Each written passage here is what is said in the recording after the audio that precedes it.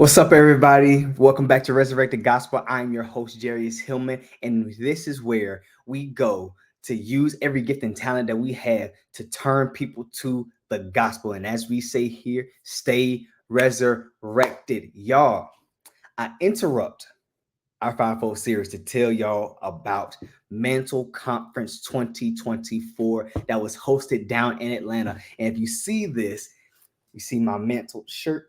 See how I got the mantle right here? Y'all see me? You hear me? Yo, let me start off with saying this. Apostle Joshua Giles, true man of God, true visionary. I don't say that about everybody. Not just because I'm skeptical, but I inspect fruit.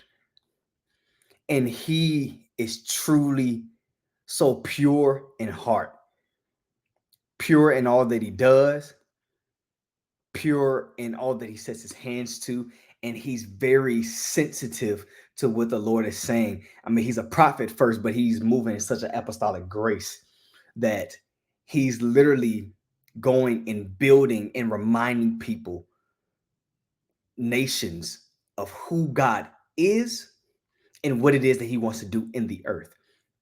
Now, I will say this. This is my first big conference. I've been to big conferences before, but it was more professional.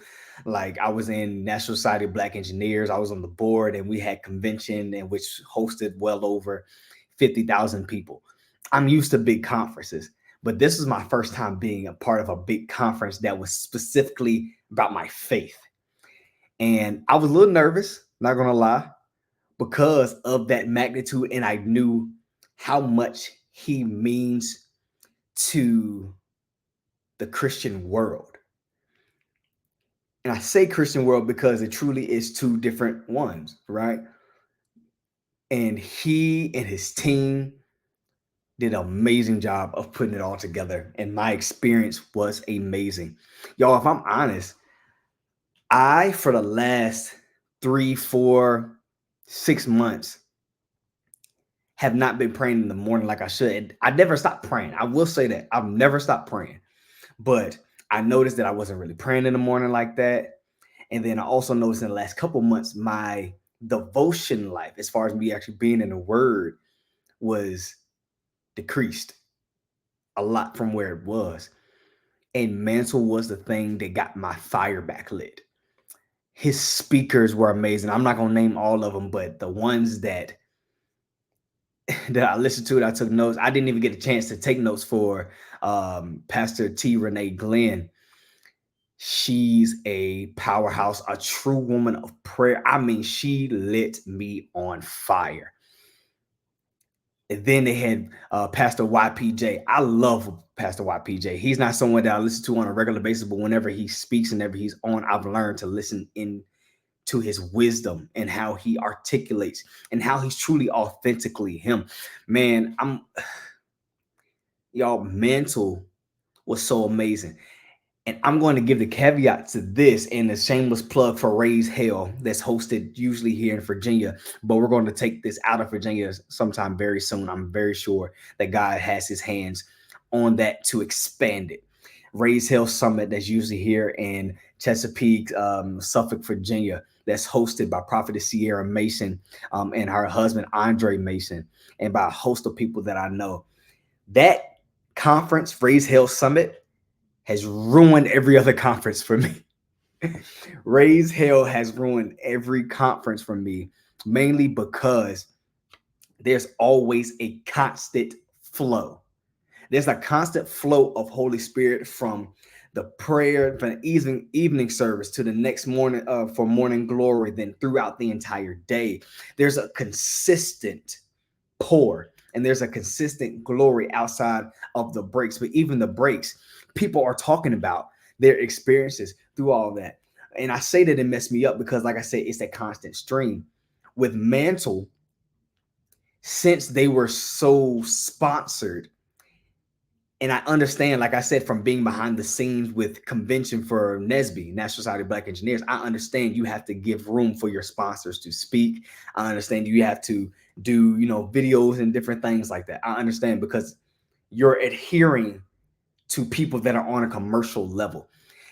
What I will say, Mantle was able to do that, but then there was also this consistent pour. Now, I will admit it was one point in time to where everything was just flowing. I'm like, okay, Lord, you doing something. And then they shift to a video, and I'm like, bro, what the heck are you doing? What are you doing? Why did you just cut it off like that? I understood, but I was also just agitated because I'm like, man, like we were there. That could have waited. You know what I mean? But again, I also understand from a planning standpoint, there's a schedule, especially when you have a conference of that magnitude in an arena called State Farm Arena, downtown Atlanta. You're on a timetable. You're having to maneuver through all of these different channels. And like I said, this is a commercial property to where they already have protocols. And 9 times out of 10, arenas like that, not everyone who's in charge is Christian. They don't necessarily understand all of what's going to happen in that. And they even said it during the conference to where they had people from emergency medical services, EMS for short. They had people on standby. So when people were coming up to the altar getting laid out, had people from EMS running. Like EMS folks were running to these people after they fell out under the weight and the power of the glory of God. Because to them, it looks like they fainted. To them, it looks like they're having a medical emergency. But we all know what it is. They're just basking in the glory of God. And the weight fell on them so heavily. And something was so confirming that they could do nothing but bow. But that's what the word talks about, that whenever people in the word came into contact with the actual presence of God, they could not stand. It says it in Second Chronicles, I believe 5, of when the priests themselves couldn't even finish their duties because the cloud filled the temple so heavily that they couldn't even perform what they were meant to do.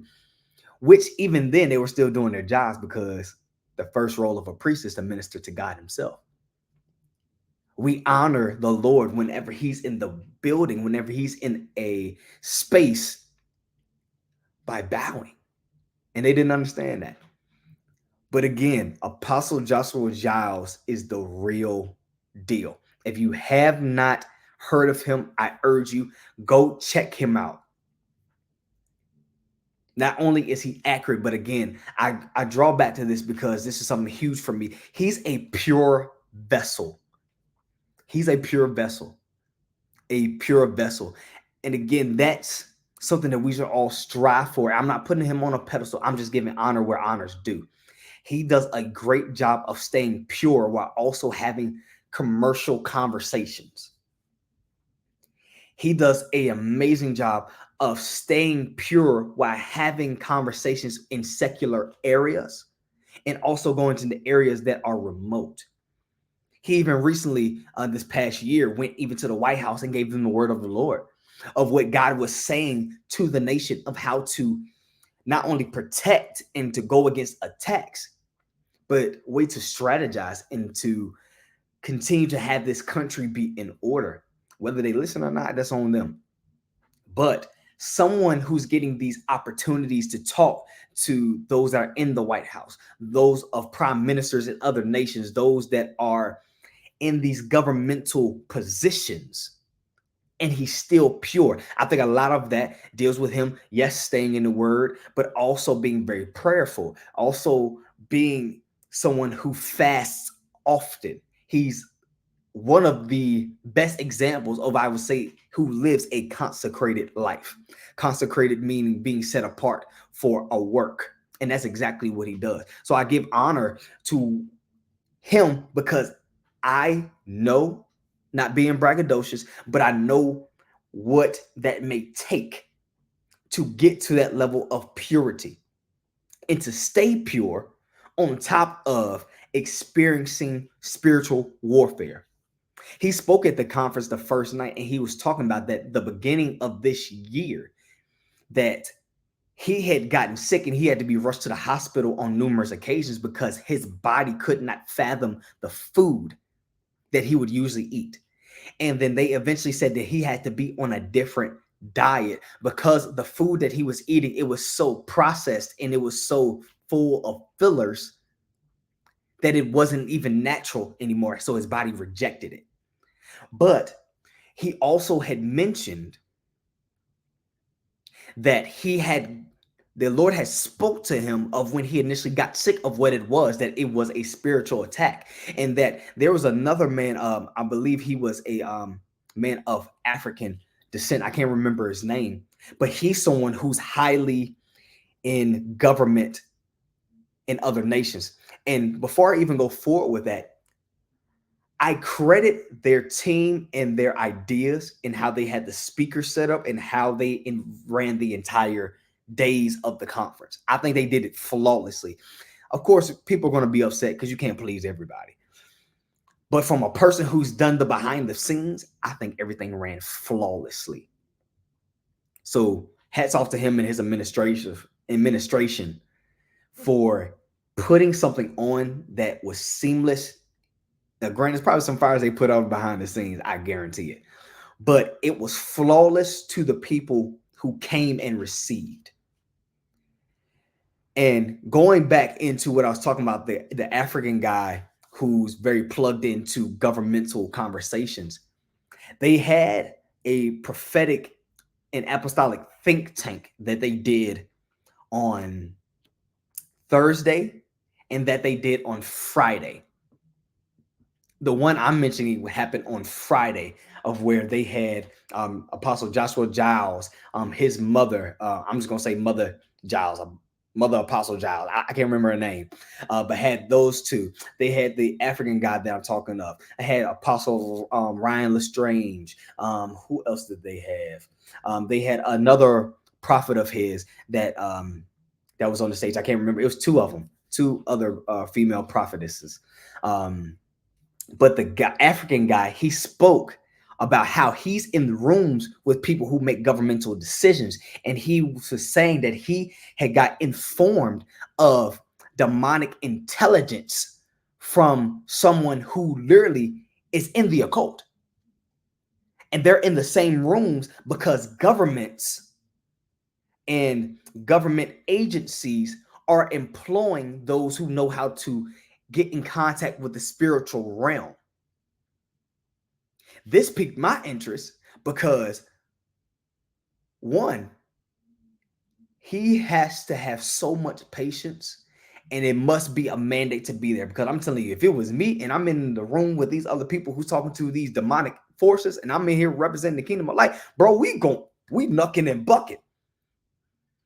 But I respect him because him being able to keep his cool and to be level-headed and moved by the Spirit of God, he was able to gather intelligence that let him know from, as the saying goes, from the horse's mouth, that these agencies are employing people who know how to tap in to a realm that we cannot see, which we know is the spirit realm.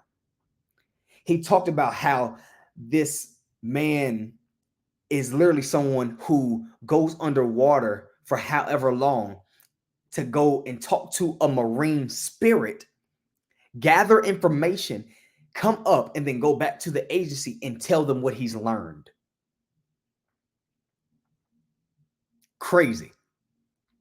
But the thing that caught my ear was that he said that those people that they're employing to get intelligence, they have gathered a list of 50 to 60 people. This is not what he heard from the Spirit of God. This is what he heard from the people who's doing it. That there's a list of 50 to 60 people that are prophets, apostles, part of the fivefold, of where those demonic entities are going to test their credentials in the spirit to see whether they're real or not. And then once he said it, Apostle Giles confirmed it and said that he literally had someone who astral projected to him and tried to come into his room, and he told the person that if you cross this threshold, your spirit will not make it back to your body. So he was literally experiencing the physical spiritual warfare from somebody trying to test his credentials in the spirit. I say that to say that this thing is real.